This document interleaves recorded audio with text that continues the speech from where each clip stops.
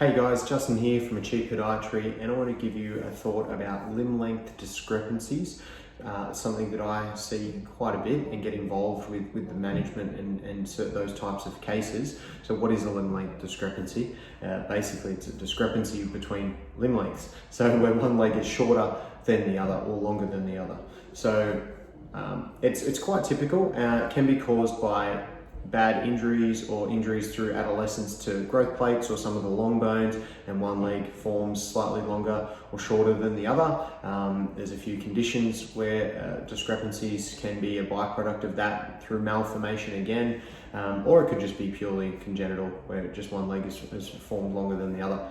Now, and I'm talking about structural limb length discrepancies. So there's also functional limb length discrepancies where one leg appears to be shorter than the other, but it's caused by something more proximal. So something, whether it be a scoliosis or something above the hip level, some sort of rotational flexion in the spine or hips or something which makes the leg appear shorter than the other. So that's a more proximally driven functional limb length discrepancy. But structural limb length discrepancies is something where doing build-ups and raising one shoe or inside the shoe to help try to balance things out and provide some relief to some of the structures above which might be giving issues is something that we as podiatrists get involved with quite a bit. So how do we screen for it? So in the last couple of years, there's been a bit of a breakthrough with our imaging technology, the development of an EOS scan, which is a very low radiation, very cost effective, simple scan, which is super accurate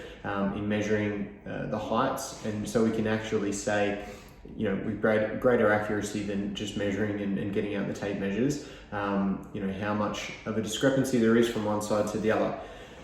Very useful and far more accurate than we used to be. And getting involved with treating them, it usually involves build-ups inside the shoe because we manufacture and basically do arts and crafts with making orthotics and in-shoe devices. We're very well positioned to easily do that. And I always prefer a full-length raise rather than just a heel lift.